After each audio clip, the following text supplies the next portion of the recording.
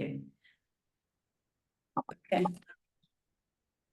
Hi, Nancy. So nice to be having this conversation with you. Welcome. Thank you. I'm excited. We've had a journey together, both relational life coaches, and we work with couples of different forms, different relationships. One of the things that has come up for both of us is the mother and child dynamic, the mother and the adult. It's mainly daughter, right? I mean, I think I haven't exclusively seen daughters. I do see the odd son, but adults, right? Yeah, I have not done I've done one mother-son, but Mm, generally it's mothers and daughters. And the daughters are anywhere from 20 to 40. That's right. the range of the women that I work with. And just jumping in, I just want to explain that we're talking today about the tender terrain of repairing love between, could be romantic partners, we might touch on that towards the end, and mothers and daughters, mothers and their adult daughters. My question to you is, if we jump right in, is who normally comes to you? Is it the daughter who reaches out or the mother? Oh, that's interesting. I've had both. Mm, So, I rarely have one. They both need it. They both know they need it. And every once in a while, one of them will just bring the conversation up. I rarely find that the mother is not willing to do the work. Like, I think that the mother is really aware of how much she has to lose if she doesn't repair her relationship with her daughter. I mean, I'm a mother and a grandmother, but I hold sacred not losing the relationship with my children because right. we're the losers, right? We've gotten this far and we've kept them in our life, and now we get the fruit of the work to have adult children that are also friends of ours and being part of their children's life. So we as mothers don't want to do anything that's going to harm that. Right. And I heard a beautiful TikTok the other day, which highlighted that most of our lives with our children is spent while they're adults, if Right. we're blessed to get to Right. that stage. Yeah. So, if I understand you correctly, you'll have a young woman or in her 20s to 40s range come in for individual work, not necessarily because that's her struggle with her mother, and then it will come in, or she's coming specifically because this is a relationship that's really challenging her. No, most people come to me because they want to do a healing with their daughter or their parent. Like, it's not generally, although it can happen, that they'll come to me.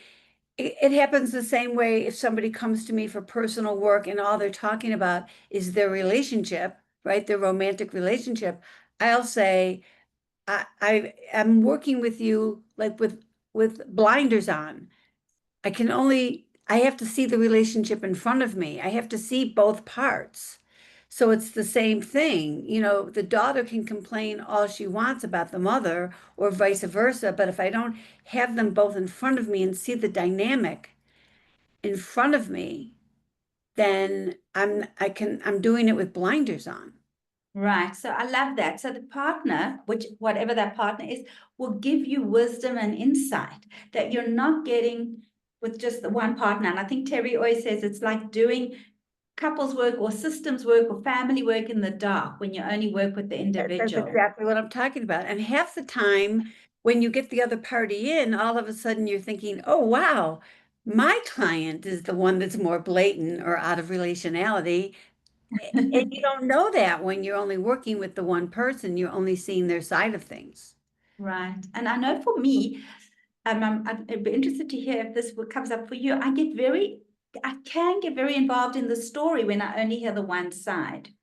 Exactly. You believe it, right? I mean, why wouldn't you believe it? It's being put there in Exactly. front of you. You think it's true, but it's really very subjective. Right. And why are these relationships so fraught with guilt and conflict, misunderstanding? What is it? I think the daughters are very strongly connected to their mothers.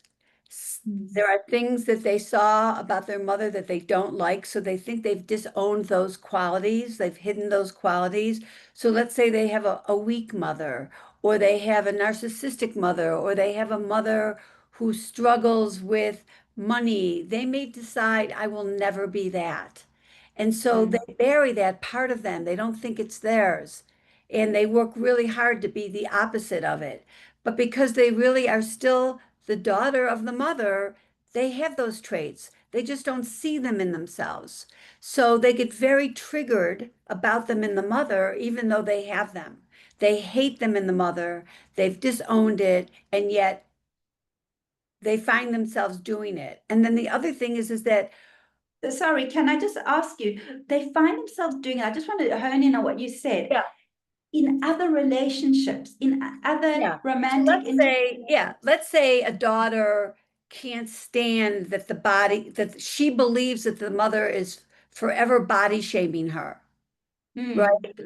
Can you be specific? What does that mean? Body shaming means that the mother will say, "Oh, you look a little heavy in that," or "Honey, did you put on a couple of pounds?" Or "How about we go for a hike?" Well, you say to the daughter, "Let's go for a hike." And what the daughter hears is, "Oh, she must think I'm fat." Hmm.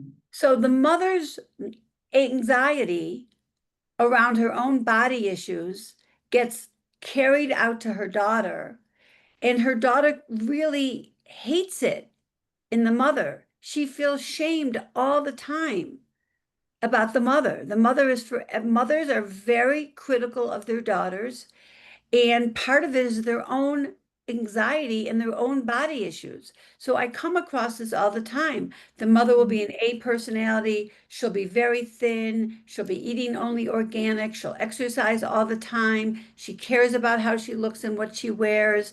And that anxiety gets passed on to her daughter, but her daughter doesn't want that. Her daughter doesn't want to feel that her body is always being examined and that her mother is finding her not, coming up less than. Right. Daughters feel very strongly whatever the mother's opinion is. I mean, I can remember it with my own mother. It hits Hmm. harder when it comes from Right. the mother. So what I'm hearing from you is, and you put it so beautifully, that these daughters are in fact being burdened.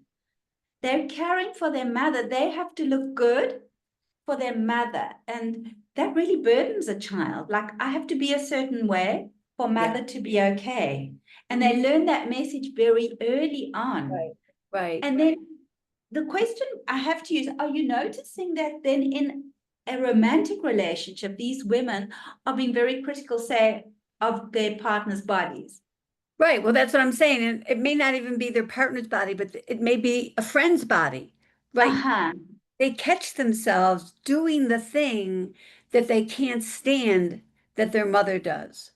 And Right. so, really, the beauty of mother-daughter work with adults is I allow the hurt party, which is usually the daughter, but not always. I've had it both ways. But let's just go with the daughter. I allow her to say everything she wants to say, every hurt that she believes, her whole story, right? Right. And before I do that, I set the mother up in her own self-esteem to be ready to hear it and to be curious about her daughter's subjective reality without making her daughter wrong, without thinking in her head, oh, I never do that, or that's not true, or you should see what my mother did to me. I'm so much better. That's a big one. I'm so much better than my mother was to me, you know? And so I let them say it all so that the daughter really feels seen and heard. And then I instruct the mother beforehand, obviously, to own whatever she can from what the daughter is saying. I'm sorry you're so hurt. I can see that I do that. It's my anxiety, not yours. I think you're beautiful. I think this. And it's not always just about looks, but Right. it seems to always be one of the ones, but there's a lot of ways. There's a Right. lot of ways that mothers don't didn't give their child what they needed. Now, it could be that the mother was emotionally not strong herself. The mother had never worked on her own wounds. The mother's got her own anxiety and trauma. The mother's working full time. The mother's trying to be mother and father. There's so many ways. It doesn't really matter what the circumstances are. It matters how the daughter's feeling. Right. And So that, if I tease out some of the things you've said, because you've given some beautiful nuggets, and I just made some notes here. What you're asking the mothers to do in this instance, I love that. I'm going to ask you to put your protective boundary up, so that not everything that's going to come in is about you. Some of it's going to be about your daughter, but I'm asking you to get protected up so you can hear. But you're also asking her a beautiful thing in relationality, to switch out objective reality for subjective reality. So it's not about, I never said that to you. You really I used to hear this a lot. You've got such an imagination. You're making this up for that subjective reality. Wow. Can I pause? And I mean, this is a core skill that we teach, right, in our work, to take a mindfulness pause. Can I hear you? And can I feel your pain? It's not about right or wrong. This is how this landed on you.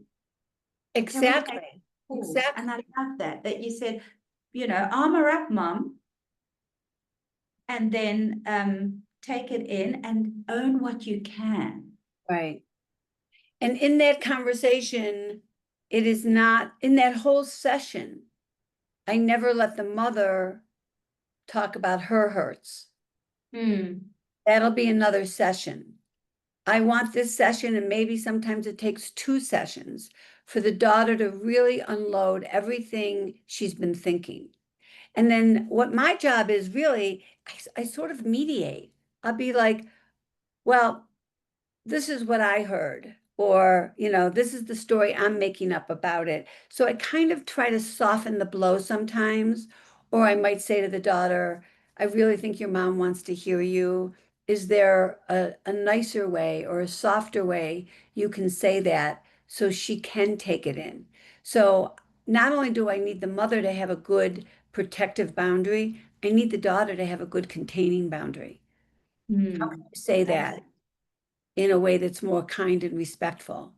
I love that, because what you're saying is our containing boundary means we don't just say anything we want without any concern about how it lands on the other person. But we can be heard so much better. And I really think it's a good message to send out, that I can say something kindly Right. for you to receive it. Why? Because the big picture is our relationship. You're not my enemy. The big Correct. picture is, let us repair. If that is in fact the genuine reason they're coming in, if the genuine reason is, I just want to throw barbs at my mom, and there might be a place for that. But then to move into the repair, you've got to come, I really want to do this repair. Right. I do say to the mother and the daughter, like I'll say to the daughter, we think we have all the time in the world and that our parents aren't going anywhere. But that's not actually true. And I know that when my mother died and my father died, I had absolutely no guilt about how I was with them, their last years, how I took care of them. They were amazing parents to me, and my sisters and I were amazing daughters to them. At the end of their life, we couldn't have done more for them. So when my parents died, I had no guilt. If you don't heal with your mother, you could have a lot of guilt that there's no place for that to go. So this is the time to fix it. And then I say the opposite to the mother. I'll say, you've spent your whole life taking care of this daughter, and you want her in your life. As you get older and she gets married and has children, you want to be a part of that. So there's a lot of skin in the game for both of you Right. to do this repair. And what you're saying, which I think sometimes we forget as parents, is that the relationship needs to expand. You know, from the child, you're the everything. I hold your hand. I want to hug you and kiss you all the time, Mom. It becomes, I want to talk to you at 15 about a heartbreak, at 18, which university I found a love. We want that relationship to expand without it being a threat. My child's leaving me. Right.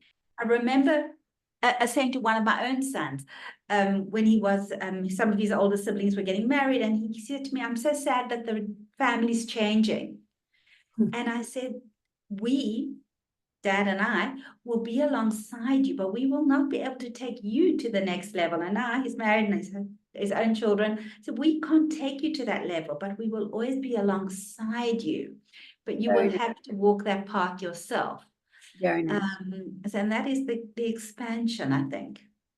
Another thing is that I can say that when I grew up, all the way until the time my mother died at 94, she always gave her opinion. Always, always, always, always. The generations now, they really don't want our opinion. When my older son was 30 years old, he said, Mom, I know you've lived a big life and you have a lot of opinions, and I know where to go if I want one. But if I don't ask you, I don't want it.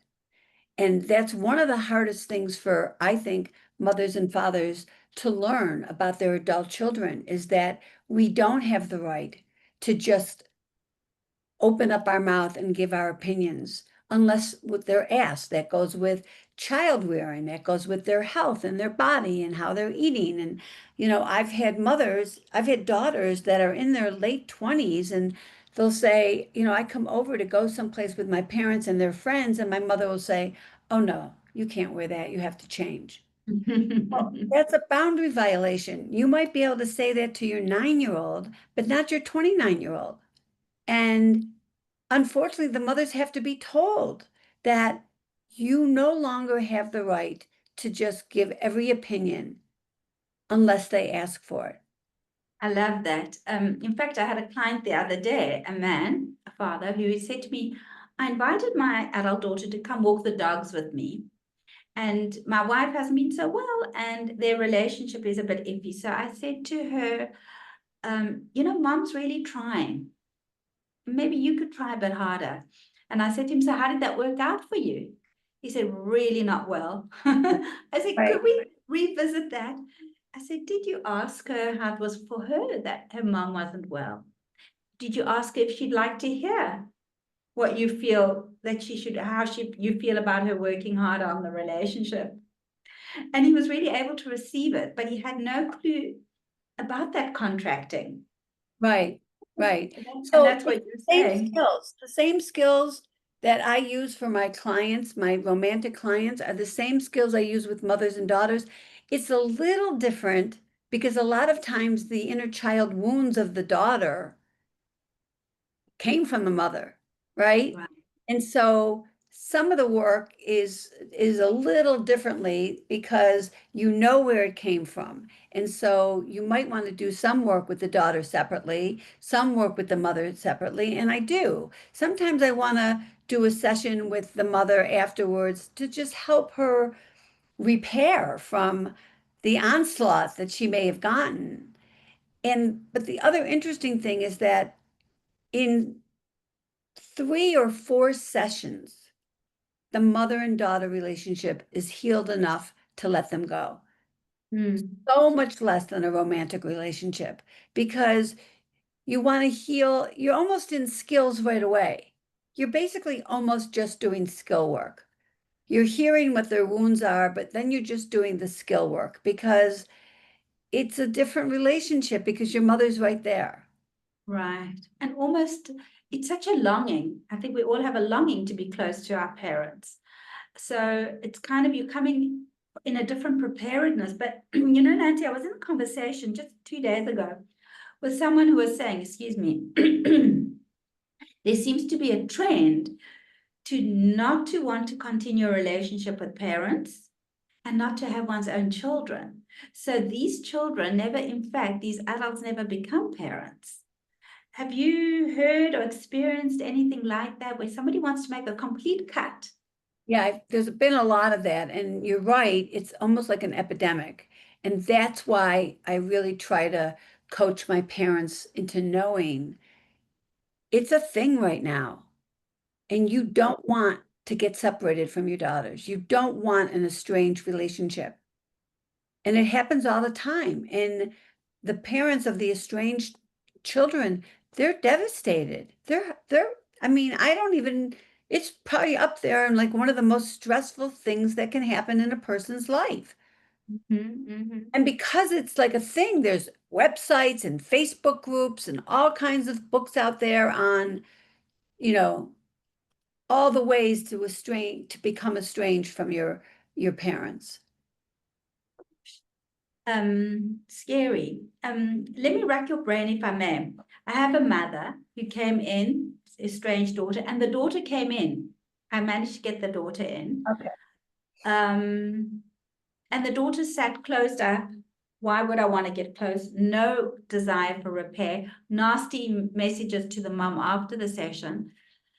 I then reached out to the daughter to say, I'd love to hear your insight into what's going on so I could better help your mom. This isn't about having a session for you. You're not coming for coaching or therapy. To which she never responded, but she did tell the mother, why are you giving out my information? Is there any kind of comfort I could give the mother for when a child doesn't want to show up? Have you ever had that? I think you go back to the mother with what can you take accountability for? What can you apologize for? How can you just look at this from your daughter's point of view? Instead of keeping yourself in the equation, take yourself out of the equation and just be curious about how it is for her. And then apologize for everything you can for how it is for the daughter. And then you say to the daughter, I love you. I want to have a relationship with you. What can I do right now to help us get back there? What do you need from me? It's beautiful.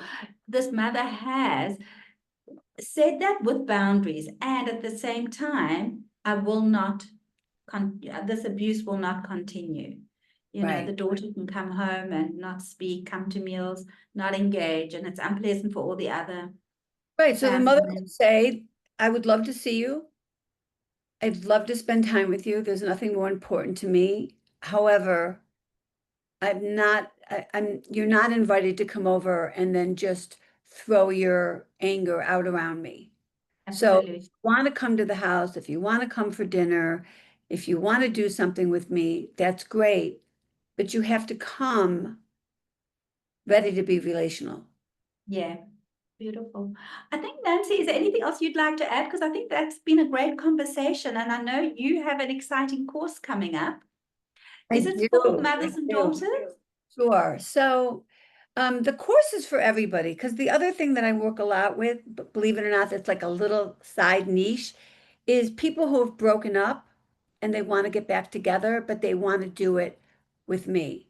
Like they want to fix it. They love each other, but they keep getting to a point where they have to break up, and one of them inevitably has a broken heart. And so they'll come to me and I'll do all of the same work and they'll end up getting together and staying together just because somebody else is always monitoring, right? Every couple of weeks they'll do a call. I'll keep them like really on track when things go off track. And that's a beautiful other way to work with couples. Um, but So my here, sorry, how I'm almost hearing a hunger and a thirst for these skills that people are, unfortunately, the chasm grows not because they're bad people, but because they just don't have the skills. We kind of think we're supposed to imbibe relationship skills, right, around us, Right, but we don't nobody know them. teaches that. So you know, the work we do is very valuable because couples just Yeah. often don't know. Especially because they don't know that their wounds are totally designed, like the mysticism of marriage. we date all these people and then we marry the one that's most exquisitely designed to poke a hot searing rod in our eyeball. That doesn't mean that partner is the wrong partner. It means that you have to know their wounds, they have to know yours, so that when you see them withdrawing or coming at you with an anxious attachment, they're not doing it to you. They're doing it because that's the only thing they can do in that moment. And so when you learn that, that all of a sudden they have so much more compassion and they can work with their partner instead of thinking that everything's being done to them. I love everything you're saying. And I'm thinking this could be a whole other conversation if you'd Yeah. be open. Well, but that's what my course is. So my course, Ah, I okay. do boot camps, which are these 2-day intensives, and people have to travel to get there, and then they have to stay at a hotel if it's not really local, and they also have to give up 2 full days. They have to get sitters, they have to get dog watchers, who knows what they have to do. So I wanted to be able to give the same information in a more digestible, bite-sized way on a weekly basis. So it's Ah, on Zoom, nobody has to travel, there'll be less than 20 people. There'll be someplace between 10 and 20 people, whether they're solos or in a relationship but they come alone. It's the skills that they're going to learn. mm, And the work is amazing. It's all about boundaries, self-esteem, losing strategies, winning strategies, all of the skills of a feedback wheel and a concept we call core negative image, which, explain in the lessons. And I've added other things to this. So it's different than the boot camp, but it covers everything that's in the boot camp. But because it's on a weekly basis, the clients can come back and say, whoa, we tried that feedback wheel and it didn't go so well. Or I tried a timeout and it didn't happen. They still came after me. So beautiful. that's why I really think this course is going to be amazing because you get to do it in real time and you get to Mm. practice it and then come back. And I even have a 2-week break in there near the end so that people can actually go try out everything you've learned and make notes and come back and we will go through everything and make sure everybody's got the skills down. I love that, especially in such a fast pace. We live in such a information is so fast paced today. That breaking it down into bite sizes is beautiful. And it also, people have to be patient. Some people come, I want all the skills right now. That, goes along with our fast paced life. But no, they're not all appropriate to have right now. Let's slow down and take this into bite sizes. I love that. Nancy, thank you. Is there any last wisdom you Uh, want to unpack? no, I think that Wonderful. I think just that this is all Terry Reel's work, and one of Terry's mentors was Pia Melody, so it's Pia Melody's work, and it's relational life therapy. I think is just the most amazing work, and it does it quickly. It's not a long process, and anybody who's not familiar with it should read any of Terry's books, look it up, or contact either one of us for more coaching. Beautiful. Thanks, Nancy, for this fabulous conversation. All right.